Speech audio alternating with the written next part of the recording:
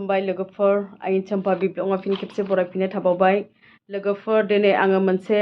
Topic लानानै फैबावदों important topic जोङो गोबां मानसिफोरानो बेखौहाय रिक्वेस्ट खालामबाय थादों बे भिडिअखौ दिनै बेनिखायनो आं लानानै फैदों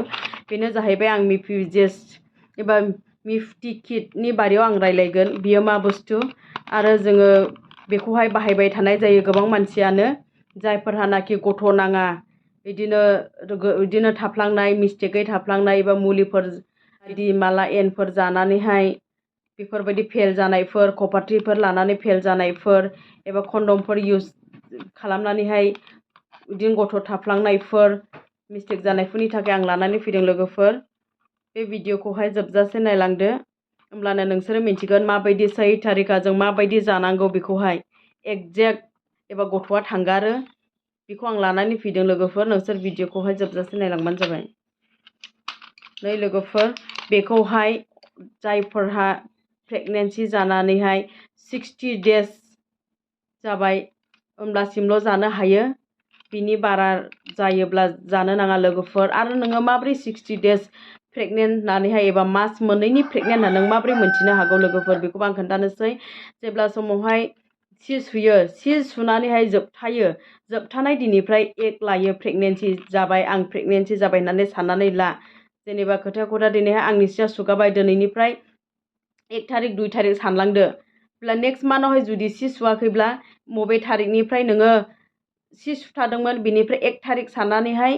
नोङो हिसाब खालामहैदो बै नेक्स्ट मान्थआवहाय जुदि मेन्सआ फैयाखैब्ला बिनिफ्राय हिसाब खालामलांलानो नोङो मास मोनसे मोननै मोनथाम बेफोरखौ नोङो हिसाब मोनजोबो LMP डेटखौहाय बेनि बारियाव आं रायलायगोन लोगोफोर 63 डेज बारनो नाङा नायदो नै आं बे किटखौ लानानै फैदों बियो मोनबा सेट नै बेखौ जोङो माबोरै जानांगौ बेखौ बिनि थार माबाखौहाय फर्मुलाखौ आं खोन्थानोसै जोङो गाब्रायनो नाङा जोङो दिनै थरसे जानानैहाय बावफ्लाङो मालाबा समावहाय गाब्रायनानै सोरबाया जाया आरो सोरबाया थरसे गाहामल' जानानैहाय ब्लिडिं जालानो एसे थै फैब्लानो जेनेबा आङो साफा जाखासिगोन होननानै जाया बिदि खालामनो नाङा लोगोफोर बेखौ कमप्लिट जाजोबनांगौ होमब्लासो नोंहा सही माने बे मैलाया थांगारजोबोब्लासो नोंनि देहाया मोजां जागोन एबा क्लियार जागोन थांगारनाया बेनो जाहैबाय नैबे मिफिप्रिस्टन नैबे फार्स्टनि टेब्लेट नैदि गदबा थायो सेट बे मोनब्रैया मिस'प्रस्टल बे मिफिप्रिस्टनखौ जुदि नोङो दिनैहाय फुंनि टाइमावहाय जुदि 7थाफोरावहाय जाबायब्ला हालखा जा ब्रेकफास्ट खालामनानै एसे ओंखाम जानानै एबा साहा पानि लोंनानै जुदि नोङो दिनैखौ जाबायब्ला 48 घन्टा 48 आवार्सनि उनावहाय नैबे थरनैखौ जानांगौ जोङो हिसाब खालामनो गोनां जुदि आङो दिनै बेखौ जादोंब्ला बबे टाइमाव जाया जुदि आं 7थायाव जादोंब्ला बेखौ हिसाब खालामलांदो 7थानिफ्राय नैबे 48 घन्टानि उनावहाय नैबेखौ जानांगौ बेखौ जाखांनायनि उनावहाय बे एखे दिनावनो 2 घन्टानि उनावनो नैबे थरनैखौबो खेबसेनो जानांगौ बे मोनसे जाहैबाय फर्मुला आरो सेकेन्ड फर्मुलाया जाहैबाय फार्स्ट दे आं बेखौ जाबाय जेनेबा दिनै आं बेखौ जाबाय बे सेकेन्ड थारिखआ दै बे फार्स्ट थांबाय नों बिदिबो जानो हायो ओमफ्राय दिनैखौ आं जाबायब्ला नैबेखौहाय दा मोनायावहाय जेनेबा आं दा 10था मोनानि 10था आं सानाव जाले होननानैहाय जुदि मोनायाव आं दिनै मोनायाव 10थायाव जाबाय बेखौ दिनै मोनायाव 10थायाव जाबायब्ला गाबोननि मोनायावहाय आं नैबे 10था एखे टाइमावनो बे थरनैखौ आं जानांगौ आरो अखानायै सानथामनि दिनावहायबो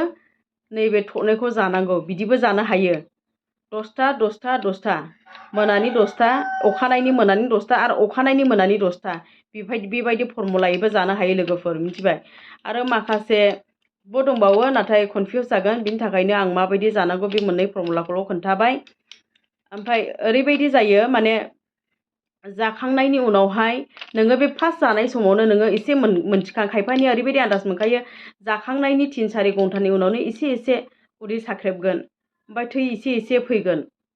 थै एसे फैयोबा नोङो सानदो जेनेबा नोंनिया एसे माने खामानि होबाय मुलिया आरो जुदि बेखौ जाना होबावोब्ला बिदिनो ब्लिडिं फैगोन ब्लिडिंआ ओरैबायदि फैगोन माने नोङो जुदि क्लियार जाथारनोसैबा 10 सप्तानैया फैगोन आरोखि सप्तानैया क्लियारै फैगोन उनावहाय आस्तेयैनो ब्लिडिंआ स्टप जालांगोन माने हारसिङैनो कन्ट्रल जालांगोन ओमफ्राय नोङो बे समावथ' बे थांगारनायनि समावथ' नोङो गोबानो हागौ खर' गिदिंनो हागौ खर' सानो हागौ बेफोरबायदि जानो हागौ जाखायो बिनि साइड इफेक्टफ्रा जाखागोन ओमफ्राय लासैयैनो बियो खारलांगोन आरोखि आस्तेयैनो बे सानाय गोबान ओंखारनाया बे हारसिं नागारलांगोन ओमफ्राय ब्लिडिंआबो स्टप जागोन होनना सानदो नोङो क्लियार जाबाय। ओमफ्राय जुदि नोंनि बे मुलि जासे जानानैबो जुदि नोंनि ब्लिडिंआ फैयाब्ला नों मा खालामनांगौ? जासे जाना जुदि ब्लिडिं फैयाब्ला नोङो तुरन्त डक्टरनाव थांनांगौ। नोङो सप्तासेसोखौ नेनो हायो, नेनानैहाय जुदि फैथाराब्ला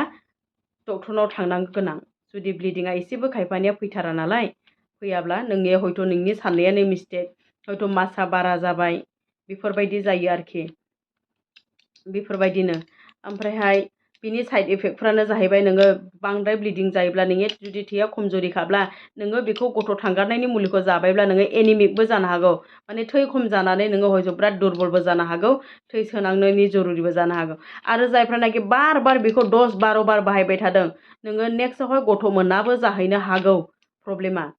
आरो जायफ्रानाखि एलार्जि गोनांखा बेफोरो बेखौ जानो नाङा। जायफ्रानाखि बिदिनो स्किन एलार्जि हारिफोर मुलि रिएक्सन जादलाबायो बेफोरो बेखौ दाजा, डक्टरनि कनसालटेसन नङाब्ला दाजा, डक्टरनाव सोङालासिनो जानो नाङा, हयथ' नोंनि जिबनाव डेन्जारबो जानो हागौ। आरो जायफ्रानाखि किडनि प्रब्लेम, लिभार प्रब्लेम, सुगार गोनां, हाइ प्रेसार गोनां बेफोरो डक्टरनि एडभाइस नङाब्ला दाजा अननानै। मानो होनोब्ला बे मोनसे जानायानो नोंनि जिबननि थाखाय खहाबो जानो हागौ।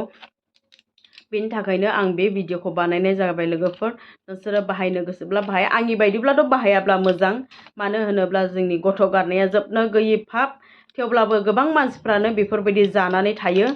बेनि थाखायनो आं बुङो आरोखि, माने आदा सदा जानानै जाथायाबो आरो फार्मासि एबा डक्टरफोरनावहाय गोसोबायदि बिदिनो फार्मासिफ्राव बायलाबायनानै जानानै बेफोरबायदिनो क्लियार मोनथियालासिनो जायो। बेनिखायनो बे आंनि भिडिअखौ नाय, होमब्लानो नोंसोरो मिन्थिगोन बेखौ माबायदि जानांगौ। नोंसोर गाब्रायनांगौ गैया। नाथाय मुलिखौ कर्स बायदि फोजोबोब्ला निस्सय नोंनि बे नाङि गथ' बेखौहाय नोङो थांगारहोनो हागोन। नाथाय गथ' बुथारनाया जोबनो गैयै फाब। हामबायसै। आंनि भिडिअखौ मोजां मोनदोंब्ला लाइक, शेयार, साबस्क्राइब खालामना होदो। जायफ्रानाखि गोदान नायगिरि साबस्क्राइब खालामदो।